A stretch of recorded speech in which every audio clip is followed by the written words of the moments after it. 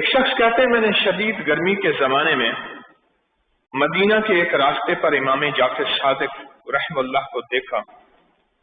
عرض کی حضور میری جان قربان، آپ کو تو بہت بڑا مرتبہ ملا اور حضور کی قرابت داری ملی، پھر بھی آپ اس گرمی میں مشقت برداشت کر رہے ہیں، مزدوری کر رہے ہیں.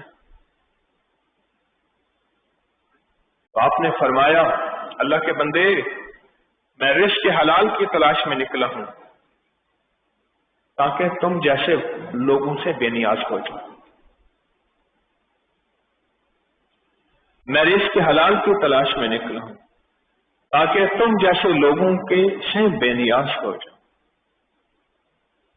ہمارے یعنی ایک دیکھا، ہم پڑھنے جاتے تھے، وہاں ایک گھرانہ تھا سادات کا، ان میں ہر شخص مزدوری کرتا تھا اور مریدوں کے خاص کوئی مرید ہوتے تھے، بے بہا مرید تھے، عقیدت مند تھے. سادات کا گھرانہ تھا، کوئی خاص مرید تھے تو ان سے وہ ہدیہ لے لیتے تھے، کسی سے نہیں لیتے تھے. کہتے تھے ہمارے بڑوں نے خود مزدوری کر کے پیٹ کو پالا ہے، ہم قیامت کے دن اپنی نسبتوں کو بیچ کے اللہ کے حضور جائیں. عجیب بات ہے. کوئی خاص مرید ہوتے تھے تو ان سے ہدیہ قبول فرما لیتے تھے، ورنہ ان کا بچہ ان کے گھر کا بچہ، اور اگر کسی نے نوٹ نکال کے دیا ہے، پیسے نکال کے دیے ہیں تو وہ قبول نہیں کرتے تھے.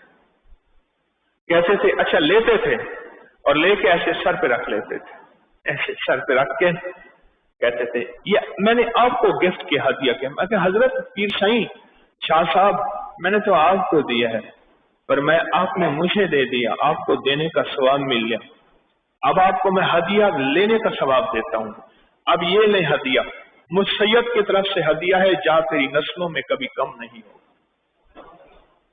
اس کو واپس کرتے تھے. یہ وہی بات آئی ہے.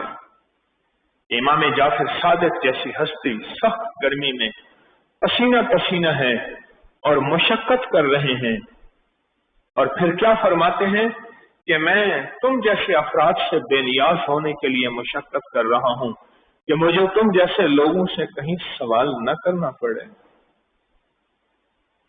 آل رسول کی جہاں عظمتیں اونچی تھی وہاں غیرتیں بھی بہت بلند تھیں، وہاں حمیت اور غیرت بہت زیادہ تھی، حیا ان کے اندر. اور یہ چیزیں انہی کے در سے ہمیں ملی ہیں، انہی کے در سے ملی.